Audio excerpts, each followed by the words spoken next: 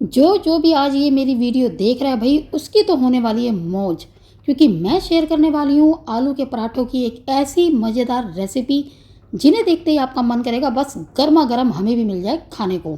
सबसे बड़ी बात, हम बनाएंगे इन पराठों को बिना टूटे। इतने मस्त, इतने ज़्यादा टेस्टी, इतने ज़्यादा क्रंची कि अगर एक बार आपने बना करके खा लिए ना तो हर बार आप इसी तरीके से बनाना पसंद करेंगे। और तरीका इतना सिंपल है ना कि कोई भी आसानी से इन पराठों को बना करके झटपट से कर सकता है तैयार। तो चलिए जी, फिर देर किस बात की, फटाफट से वीडियो को करते हैं शुरू।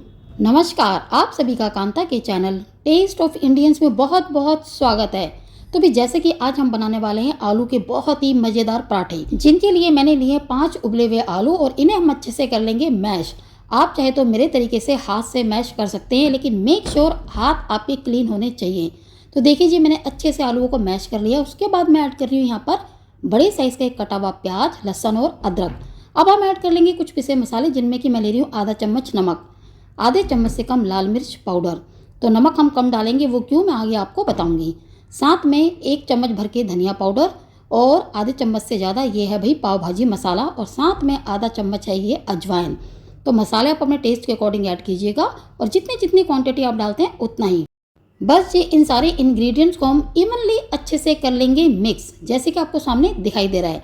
और अब मैं बताने वाली हूँ आपको बहुत ही ज़रूरी बात, हालांकि वो छोटी सी है लेकिन बहुत ज़्यादा काम की है। वो ये कि जब कभी भी आप आलू के पराठे बनाएं तो कोशिश कीजिएगा कि चिप सोना ही आलू लीजिएगा, यानी आलू का नाम है चिप सोना।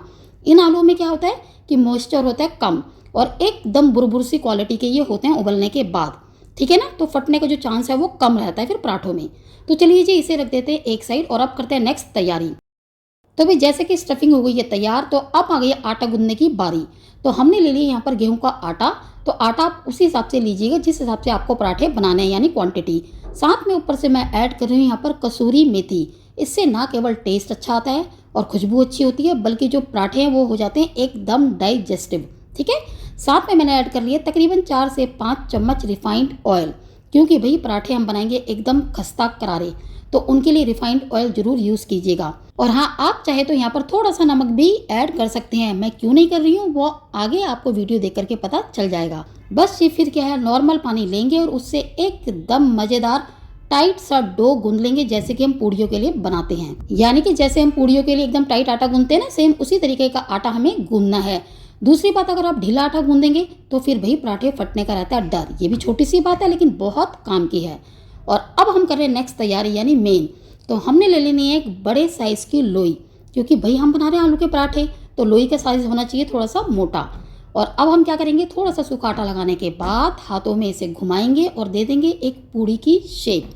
फिर इसे क्या करेंगे, थोड़ा सा पलट करके कटोरी की शेप से इस तरीके से देंगे, क्योंकि भाई हमने भरनी है इसके अंदर स्टफिंग, है ना। ध्यान रखिएगा कि बीच वाले पोर्शन को ज़्यादा प्रेस मत कीजिएगा, वरना पराठा फट सकता है। और भाई फिर बीचों बीच हम भर लेंगे स्टफिंग। ध्यान रखिएगा स्टफिंग उतनी भरिएगा जितनी की सफिशिएंट हो इस रोटी के अंदर बंद होने के लिए। अगर आप एक्सेस में भरेंगे तो वो फट जाएगा पराठा, लेकिन हाँ, इतनी कम भी मत भरिएगा कि भी पराठे का टेस्ट ना आए। तो आप देख सकते हैं कि मैंने यहाँ पर बिल्कुल ठीक ठीक स्टफिंग भरी है। बस जी, इसके बाद हम क्या करेंगे, इस पॉकेट को कर लेंगे अच्छे से बंद, ताकि जब सारी स्टफिंग जो है वो अंदर के अंदर बंद रह जाए। फिर गोल गोल घुमाएंगे ऊपर से इस पार्ट को, ठीक है। लेकिन गोल गोल घुमाने के बाद जो एक्स्ट्रा पार्ट है ना, ध्यान से सुनिएगा, उसे तोड़ के अलग नहीं करना, हम उसे गोल गोल घुमा के कर देंगे प्रेस। क्योंकि भाई जैसे हम इस रोटी को फैलाएंगे ना तो वो अपने आप ही पतला हो जाएगा, ठीक है ना जी। तो देखिए यहाँ पर मैंने अब लगा लिए थोड़ा सा सूखा आटा। इसे प्रेस करने से पहले थोड़ा सा ही लेना है, जैसे कि यहाँ पर ज़्यादा हो गया ना तो उसकी हमें ज़रूरत नहीं है। हम वो एक्स्ट्रा आटा जो सूखा है उसे निकाल करके अलग रख देंगे, तो थोड़ा सा ही लीजिएगा। अब हम ले रहे हैं यहाँ पर सूरजमुखी के बीज। भाई बहुत ही मज़ेदार क्रंची पराठा बनने वाला है। एक तो आलू का भरवा पराठा, साथ में आउटर लेयर में जब इतना क्रंची टेस्ट आएगा तो आपको आने वाले हैं मज़े।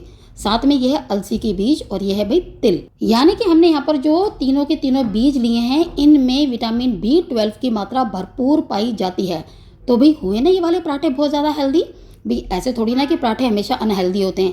भाई फ्रीक्वेंटली अगर रोज़मर्रा में आप खाएंगे तो अनहेल्दी होंगे, लेकिन वंस इन अ वीक या ट्वाइस इन अ वीक खाएंगे तो वो ज़रूर हेल्दी होंगे, क्योंकि हमारे शरीर को फैट की भी एक बैलेंस वे में ज़रूरत होती है।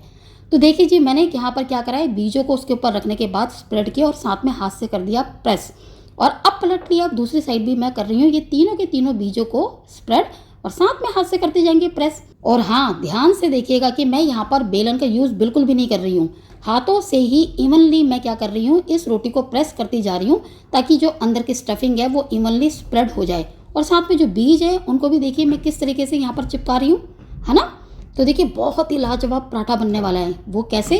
क्योंकि अंदर है मज़ेदार आलू की स्टफिंग और बाहर से है एकदम बीजों का क्रंची टेस्ट। तो भाई एकदम मस्त पराठा ये बनने वाला है। शायद ही आपने इस तरीके से कभी आलू का पराठा बना करके खाया होगा। भाई देखिए कितना सिंपल तरीका है ना। हम यहाँ बिना बेलन का यूज़ किए ही इस पराठे को बेल रहे हैं, साथ में बीजों को भी अच्छे से चिपका रहे हैं, है ना। और बिल्कुल पराठा फटा भी नहीं है। तो बस सेम तरीके से यहाँ पर मैंने दूसरा वाला पराठा भी कर लिया है तैयार। यानी कि जितने भी पराठे आप बनाना चाहेंगे तो चाहे तो एक ही बार में 5-7 पराठे जो आप बना रहे हैं उन्हें सेम इसी तरीके से बना लीजिएगा। फिलहाल मैं आपको बताऊंगी दूसरा तरीका भी बीजों को लगाने के लिए कि किस तरीके से इजी तरीका है आप बीज लगाइएगा, ये सारे के सारे, ठीक है। तो यहाँ पर अब आ गए हम गैस की तरफ और मैंने रख लिया था तवा भी अच्छा हो चुका है गर्म। तो हमने बीच रख दिया ये पराठा। अब मीडियम टू हाई फ्लेम में इसे हम निचली साइड से होने देंगे कुक, जैसे कि हमेशा हम पराठों में करते हैं। और जैसे कि निचली साइड से कुक हो जाएगा तो हम पलट देंगे। अब आ गई यहाँ पर बहुत इंपॉर्टेंट एक और चीज़। तो देखिए इस तरह का एक कांटा ले लीजिएगा जो हर किसी घर में होता ही है, यानी फोर्क, और इससे थोड़ी थोड़ी दूरी में कर लीजिएगा छेद। वो किस लिए? क्योंकि भाई हमने स्टफिंग को बिल्कुल भी छोका नहीं है, क्या ज़रूरत है भाई। लेकिन इस तरीके से जब हम इसके ऊपर से घी, रिफाइंड ऑयल या फिर मक्खन स्प्रेड करेंगे तो वो ऑटोमेटिकली चले जाएगा अंदर स्टफिंग की, और साथ में गेहूं के आटे के भी, है ना। इसीलिए जब मैंने गेहूं का आटा गूंदा था तो उसमें नमक नहीं डाला था। इन केस आप मक्खन का यूज़ नहीं करेंगे, सॉल्टेड मक्खन का, तब आप नमक ज़रूर ऐड कीजिएगा आटे में, ठीक है ना जी। तो देखिए मैंने मक्खन यहाँ पर स्प्रेड कर दिया है और निचली साइड से जैसे ये अच्छे से पक जाएगा तो हम क्या करेंगे, फिर से इसे पलट देंगे और फिर से फोर्क की हेल्प से थोड़ी थोड़ी दूरी में कर लेंगे छेद। और वो किस लिए मैं आपको बता ही चुकी हूँ, है ना। एकदम बिल्कुल सिंपल तरीका। ना तो यहाँ पर हमने स्टफिंग को वही छोका मारा है और ना ही हमने बेलन से इस पराठे को बेला है। तो है ना एकदम मस्त रेसिपी। जबकि काफ़ी लोगों को लगता है कि आलू के पराठे बनाना बहुत मुश्किल है, वो फट जाते हैं, लेकिन आपने देखा ना कितना सिंपल है इन्हें बनाना। तो देखिए जी, बस मीडियम टू हाई फ्लेम में दोनों साइड से पराठों को मज़ेदार तरीके से सेक लेंगे, जैसे कि आपको सामने दिखाई दे रहा है ना। कितना आसान तरीका, कितने लाजवाब पराठे बन रहे हैं यहाँ पर आप देख ही रहे हैं, वो भी बिना फटे। और लुक देखिए, पैचेस देखिए कितने मज़ेदार हैं। और सच मानिए एक बार आपने बना करके खा लिए ना तो आपको इतना यूनिक और मज़ेदार टेस्ट आने वाला है, क्योंकि आलू की स्टफिंग का टेस्ट तो आएगा, साथ में बीजों का क्रंची टेस्ट भी आएगा। और सच मानिए देखिए क्या लाजवाब पराठा लग रहा है ना। आपने अगर खा लिया ना तो आप तो बस कायल हो जाएंगे बिल्कुल मेरे इस रेसिपी के, यानी दीवाने। तो देखिए कितना मस्त पराठा लग रहा है ना एकदम मज़ेदार। तो भाई ज़रूर, मैं तो कह रही जब भी आप आलू के पराठे बनाएं नेक्स्ट टाइम तो इस तरीके से बनाइएगा। तो देखिए इस बार मैं आपको तरीका बता रही हूँ कि जब स्टफिंग आप भर लेंगे और उसे अच्छे से पॉकेट को बंद कर लेंगे तो क्या कीजिएगा, सीधा चकले के ऊपर जितने भी आपने बीज डालने हैं, चाहे आपके पास खाली तिल हो, जौन से भी बीज हो, आप इस तरीके से रख करके ये तरीके से चिपका सकते हैं जैसे कि मैं चिपका रही हूँ। देखिए कितना ईजी तरीका है। और ढाबे वाले भी इसी तरीके से इन बीजों को चिपकाते हैं, चाहे कोई से भी ड्राई फ्रूट्स वगैरह भी वो लगा रहे हो बारीक बारीक कट करके। तो ये है बिल्कुल सिंपल तरीका और मुझे ये वाला ही ज़्यादा आसान लगा, लेकिन दोनों ही तरीके मैंने आपके साथ कर लिए शेयर। आपको जौन सा ईजी लगे आप उसी तरीके से बना सकते हैं। और हाँ, अगर आपको नीड लगे तो थोड़ा थोड़ा सूखा आटा भी आप स्प्रेड कर सकते हैं ताकि चकले में ये रोटी चिपके ना। तो है ना बिल्कुल सिंपल तरीका आलू के पराठे को बेलने का, वो भी हाथों से, यानी बिना बेलन के। तो बस जी, इसे भी मीडियम टू हाई फ्लेम में हम दोनों साइड से सेकेंगे। और हाँ, दोनों ही साइड में फोर्क की हेल्प से थोड़ी थोड़ी दूरी में छेद भी करेंगे ताकि जो हम बटर यहाँ पर डाल रहे हैं या देसी घी डाल रहे हैं या रिफाइंड ऑयल डाल रहे हैं वो अंदर चले जाए स्टफिंग में भी और साथ में आटे में भी। भाई तभी तो मज़ेदार खस्ता करारे पराठे बनेंगे। और वैसे भी स्टफिंग को हमने यहाँ पर कोई छोका वोका नहीं मारा। भाई अननेसेसरी क्या ज़रूरत है इतनी मेहनत करने की, जब इतने मज़ेदार पराठे हम सिंपल तरीके से बना सकते हो। तो है ना बिल्कुल सही बात। तो भी एक एक करके मैंने यहाँ पर 5 आलू के भरवा पराठे कर लिए हैं तैयार, जो कि बहुत ही ज़्यादा टेस्टी और क्रंची हैं। तो चलिए जी, उम्मीद करती हूँ कि आपको मेरा आज का ये वीडियो भी ज़रूर पसंद आया होगा।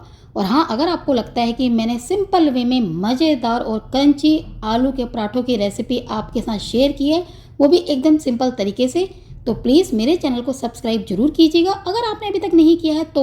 और हाँ, साथ में बेल आइकन भी ऑन कर लीजिएगा ताकि भी आने वाले और भी ऐसे मज़ेदार वीडियोस आपको फटाफट से मिल जाएं और आप भी उठा सके उनका फ़ायदा। तो चलिए जी, फिर मिलते हैं नेक्स्ट वीडियो में। Thanks for watching.